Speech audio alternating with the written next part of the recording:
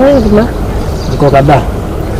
is a huge drop in the volume of water at the Masinga Reservoir that could force the government to close down some of the power production lines at Masinga Hydropower Station. Speaking at Kamburu Hydropower Station, Cabinet Secretary for Energy Davis Chirchir said following an assessment tour of the 7 fork dams, the shutdown could happen very soon. When you don't have enough water, what basically that means is we'll not be able to generate. What we might be doing in a short while might be, if it gets worse, we'll be closing Masinga, which is a 40 megawatts generation. But Masinga is used as a reservoir to hold water for the downstream generation. So if we have to close Masinga, I guess what the engineers will do is to push all the water down to the cascades to support the generation downstream. We hope we don't have to get there. We'll be looking very keenly to receive the African weather outlook in the next 15 days. Kenya is 30% hydro, about 35%.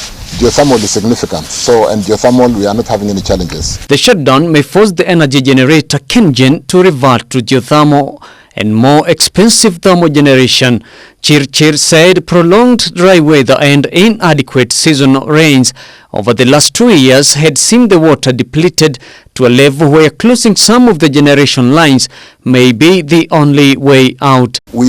So what we're basically doing is pushing the other form of generation, and that might include pushing more of the diesel generation, which is a bit expensive, and using the little hydro that we have to meet the requirements for the country.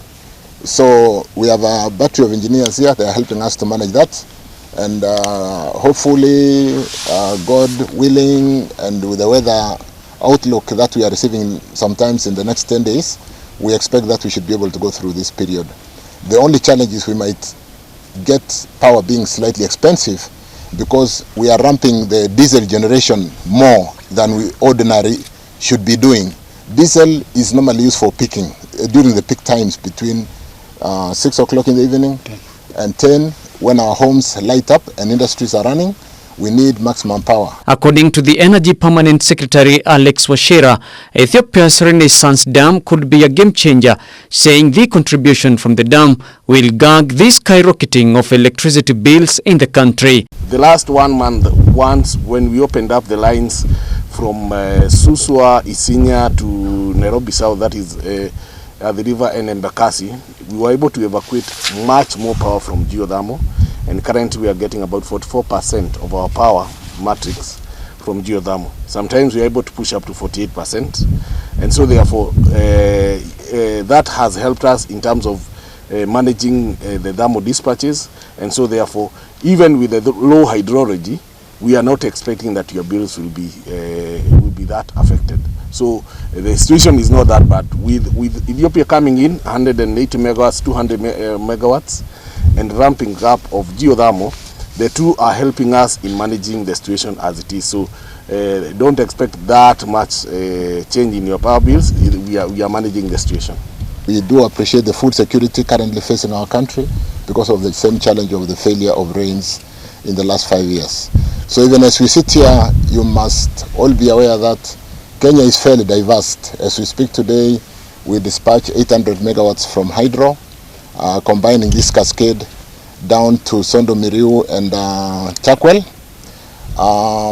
But significantly, we have divested and we are doing significantly well in geothermal today.